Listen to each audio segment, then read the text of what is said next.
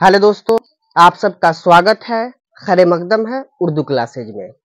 जैसे कि आप लोगों को मालूम है कि इसके पहले हम लोग पार्ट 1 पार्ट 2 वीडियो बन चुका है, तो आप लोग देखे होंगे शायद। और आज जो है पार्ट 3 है।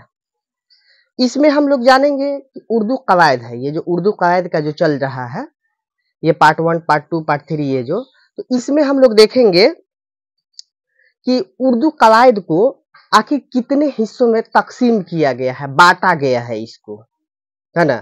पहले हम लोग पार्ट 1 और पार्ट 2 में जो पढ़े थे, वो लोग जो वीडियो नहीं देखे हैं वो पार्ट 1 पार्ट 2 देख ले, उसके बाद पार्ट 3 आकर के देखें। क्योंकि कोई भी चीज अगर शुरू से देखेंगे तो उनको समझ में आएगा, बीच में आकर देखने से समझ में उतना नहीं आती है। लेकिन फिर भी हम कोशिश करेंगे कि आपको किसी तरह से हम बढ़िया आपको समझा दे ताकि आपको समझ में आ जाए। तो चलिए समय को बचाते हुए आज हम लोग देखेंगे, ये लिखा हुआ है उर्दू कवायद को 5 हिस्सों में तकसीम किया गया है। उर्दू कवायद जो हम लोगों का चल रहा है, पार्ट 1 पार्ट 2 हो गया, आज पार्ट 3 है। तो आज पढ़ेंगे उर्दू कवायद को कितने हिस्सों में तकसीम किया गया है, मतलब कितने हिस्सों में बांट दिया गया है ना। होता है ना कि उर्दू कवायद जो है ये अलग अलग ये बांट दिया गया है कि आप 5 हिस्सों में तकसीम कर दिया गया है, और इसको बता दिया गया कि ये पांचों अगर पढ़ लेते हैं तो उर्दू कवायद आपका मुकम्मल हो जाता है।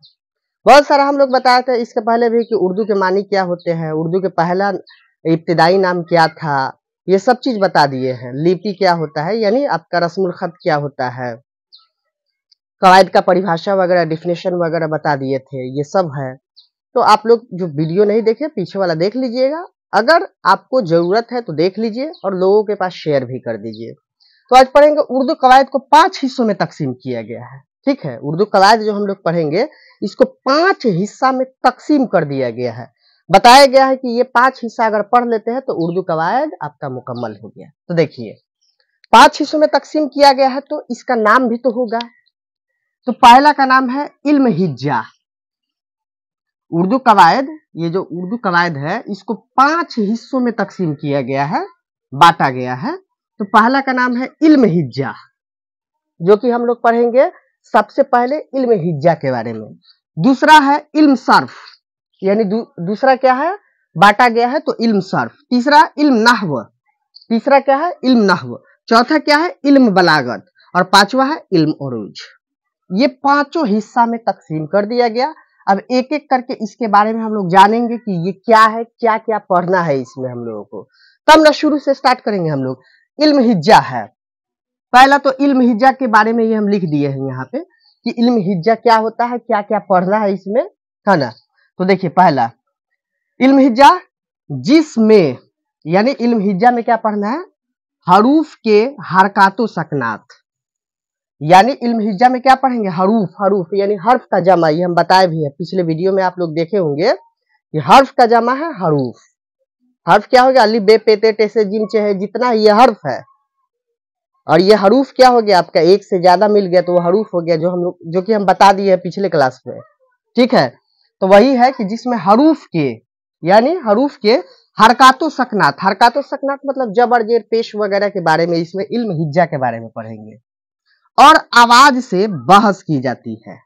ठीक है, हरूफ के हरकातो सकनात से हम लोग क्या करेंगे, जबर जेर पेश वगैरह कैसे लिखा जाता है, कैसे बोला जाता है, ये सब हम लोग पढ़ेंगे कहाँ, तो इल्म हिज्जा में पढ़ेंगे।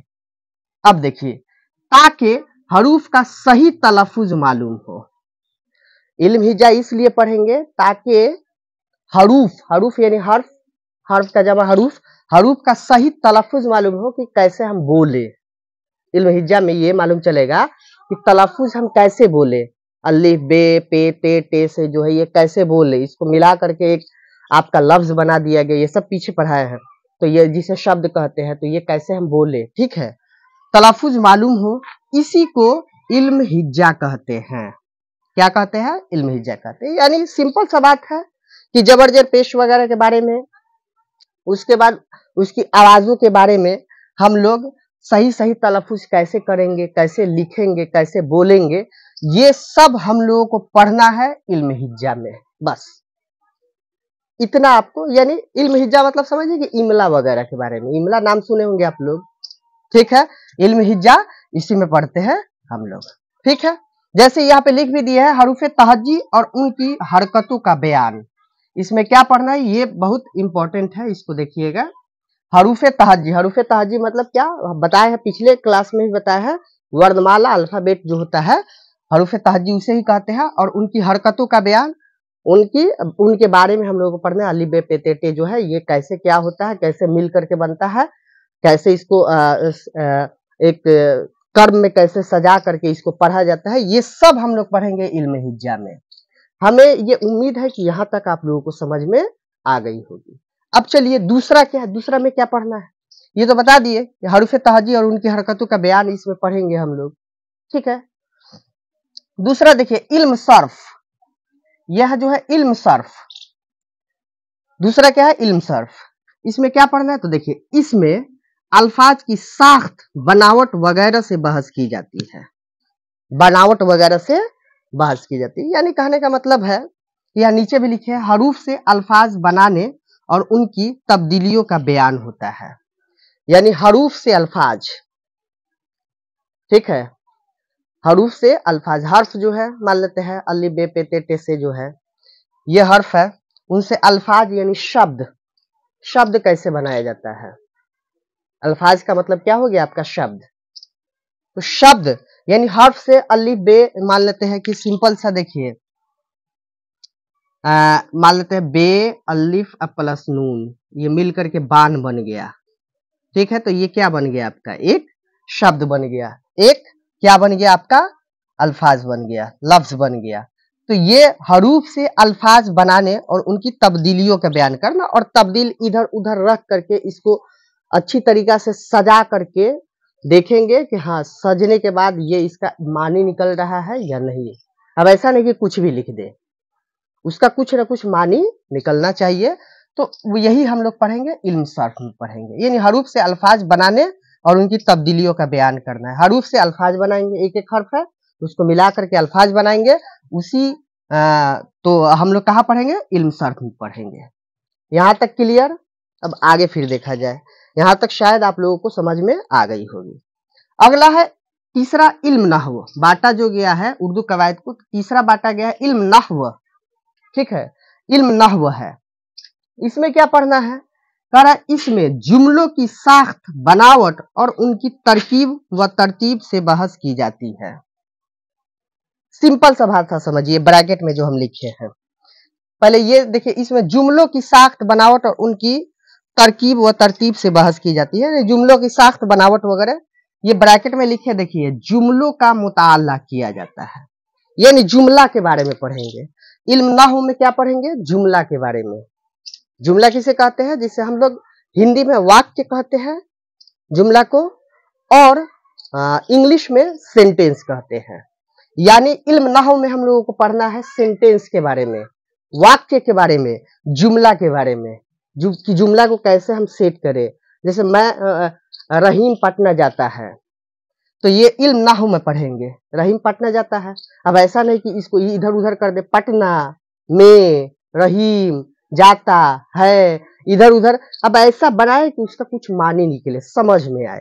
तो ये सब इल्म नहव में पढ़ेंगे हम लोग, इसलिए यहाँ पे हम लिख दिए ब्रैकेट में कि जुमलों का मुताला किया जाता है इसमें, मतलब जुमलों के बारे में पढ़ते हैं हम लोग, कहा तो इल्म नहव में पढ़ते हैं। यहाँ तक बात समझ में आई होगी आप लोगों को। फिर अगला देखिए, चौथा क्या है, इल्म बलागत। इल्म बलागत चौथा बांटा गया है जो उर्दू कवायद को, तो इल्म बलागत, ठीक है।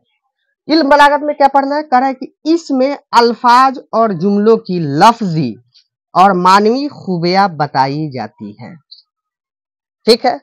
ये क्या कर रहा है इल्म बलागत में, इसमें अल्फाज और जुमलों की, अल्फाज लफ्ज शब्द, जुमलों सेंटेंस की लफ्जी और मानवी खूबियां बताई जाती है, लफ्जी और मानवी।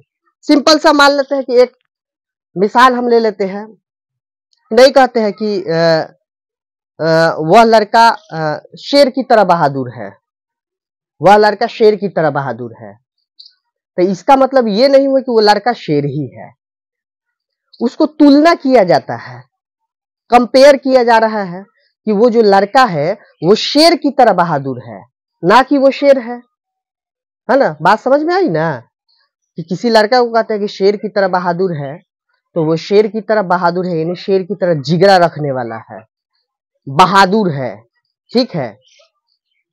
तुलना हम कर रहे हैं शेर से, अब ऐसा नहीं कि उस लड़के को शेर बना दे रहे हैं, नहीं। तो ये सब हम लोग पढ़ेंगे कहाँ, इल्म बलागत में। इसमें अल्फाज और जुमलों की लफ्जी और मानवी खूबियां बताई जाती है ना। खूबियां बता दी जाती है कि इसमें ये है, शेर की तरह बहादुर है ना। तो ये इसमें हम लोग पढ़ेंगे, इल्म बलागत में पढ़ेंगे, ठीक है। अगला है लास्ट, इल्म उरूज। इल्म उरूज में क्या है, इसमें शायरी के असूल, शायरी मतलब शेरो शायरी होता है ना, शायरी वगैरह आप लोग सुने भी होंगे।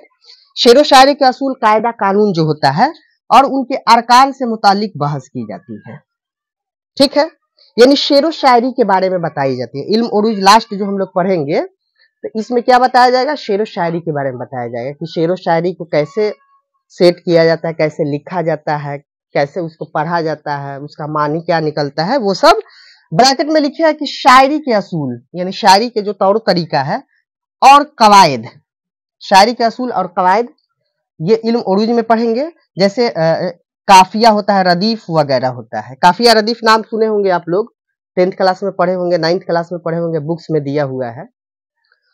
तो ये हम लोग पढ़ेंगे इल्म उरूज में, काफिया, रदीफ, वजन वगैरह ये सब जो होता है, ये सब हम लोग पढ़ेंगे इल्म उरूज में, जो कि शायरी के बारे में बताया जाता है ना।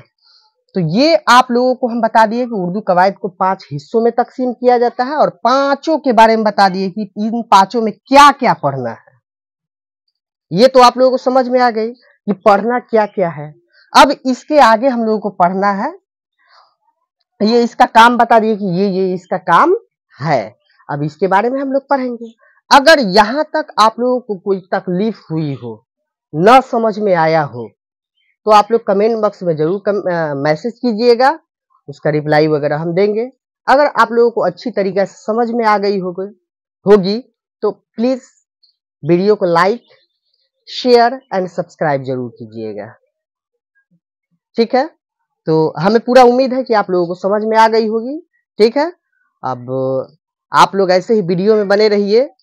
आप लोग अगर डीएलएड का या आपका 10th क्लास का, 12th क्लास का, या 5 से 12th क्लास, या आपका एएमयू का, जिस चीज की भी तैयारी करना है, उर्दू कॉम्पिटिटिव एग्जाम में जहां कहीं भी पूछता है, सब में काम देने वाला है। तो इसको बेहतर तरीका से देखिए और नोट्स बनाते रहिए, है ना। अगर आप लोगों को अच्छा लगा होगा तो जरूर लाइक कीजिएगा। अब यहाँ तक वीडियो देखने के लिए बहुत बहुत शुक्रिया आप लोगों का।